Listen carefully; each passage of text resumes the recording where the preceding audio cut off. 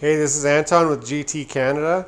Today we're going to be replacing a sway bar end link, and both sway bar bushings on this 2007 Honda Odyssey minivan.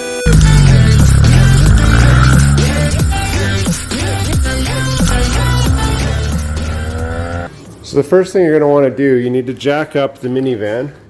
So you can see I got it jacked up here, and you're going to want to have a jack stand as well, because we're going to be pulling the wheel off.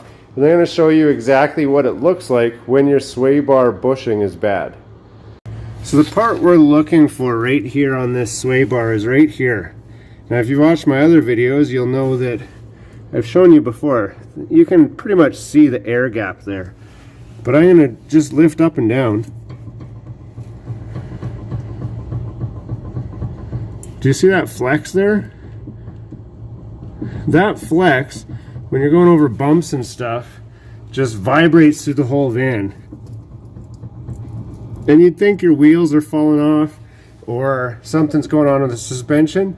The reality is you can drive for quite a long time with that like that. And probably the previous owner did drive for a long time with it just like that, because he wasn't worried about it. There's no real danger of a wheel falling off or causing a crash, but what it can cause is infrequent lane change issues. So if you catch the crown of the road just right, it'll pull one way or another, and a sway that you just can't explain. So it's not that hard to replace. You just got to get those two bolts off on each side and then put the new bushing in. So stay tuned and we're going to do that. You can see here, this is our setup. So it's a 14mm socket. This is a deep socket. It allows plenty of room for your ratchet to fit in. So it's going to be pretty straightforward. This bolt might be a little bit tight, so be prepared for that. You might have to put a snipe on there or something, but it'll come loose and you just got to take them both off. There's no worries about any unsprung weight or anything here. One thing you are going to notice, there's not a lot of room in here, and you might want to get some leverage on it. So what I use is another open end wrench or a box end wrench. Just slip that over there like that, and now I can get lots of extra leverage on that. So you'll be able to just pull real hard and it'll just torque right off. Especially with this angle, it actually gives you the room that you need to be able to just pull it off. So this will be real easy for you once you set it up just like this.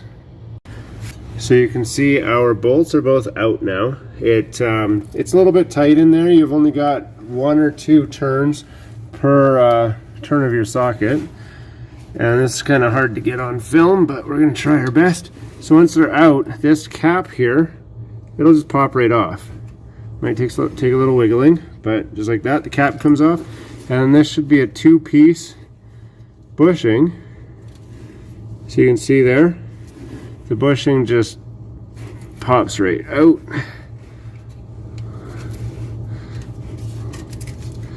Just bring it forward. There you go.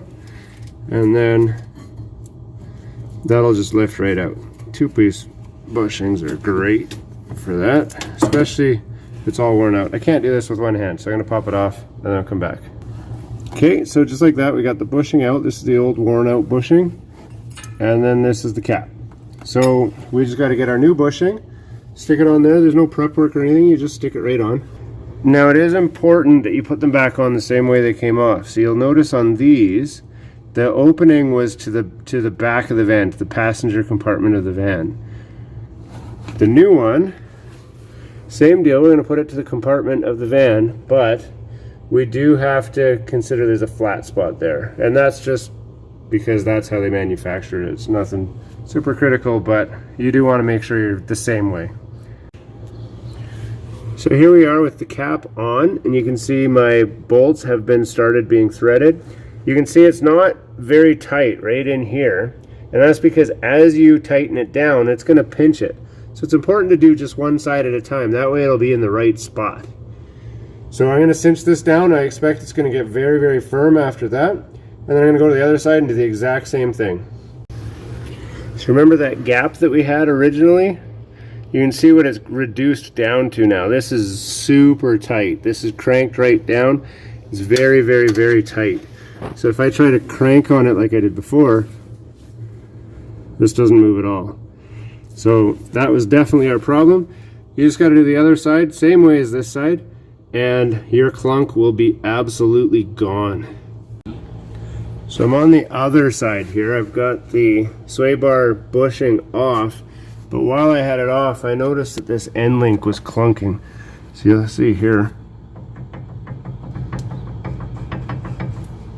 It's clunking at the top and at the bottom. So while I'm here, I'm going to pull it off and order myself a new one, which will take another day to get here. But while you're there taking care of clunks, you might as well do it anyway. So I'll be doing that. We've got this side all done, same as the other side. It's all creased up. And we've also grabbed our new sway bar end link.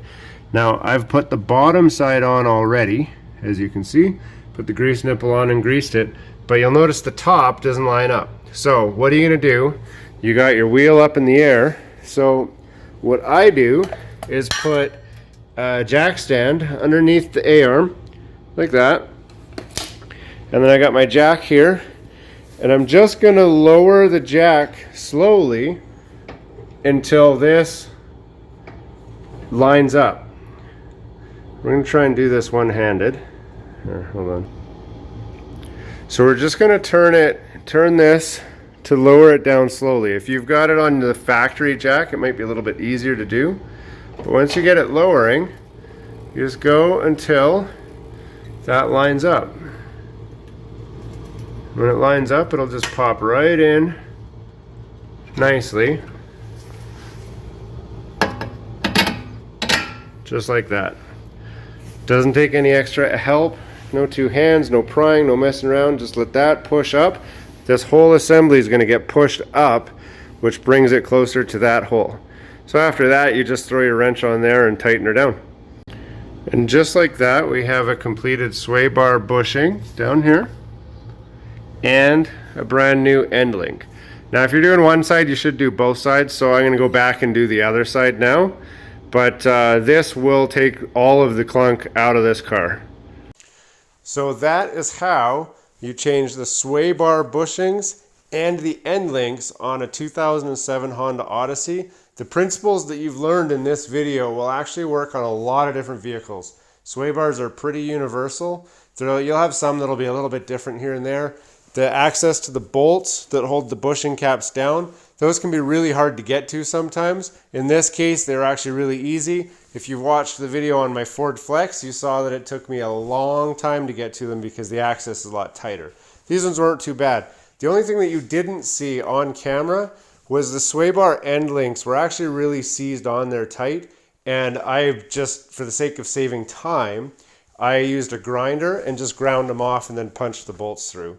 So if you've got a grinder, it's a great way to go, especially if you know you're replacing it anyway. If you want to save them, you got to use an Allen key and a wrench and all that to just make sure that you take them off gently. In most cases, you're going to wreck them when you try to take them off anyway.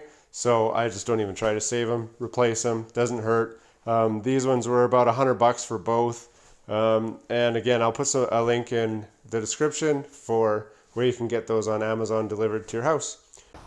Hey, thanks for watching another GT Canada video. We got lots of great stuff in store, so be sure to subscribe and hit the bell so you can stay up to date on all the latest stuff as we upload it.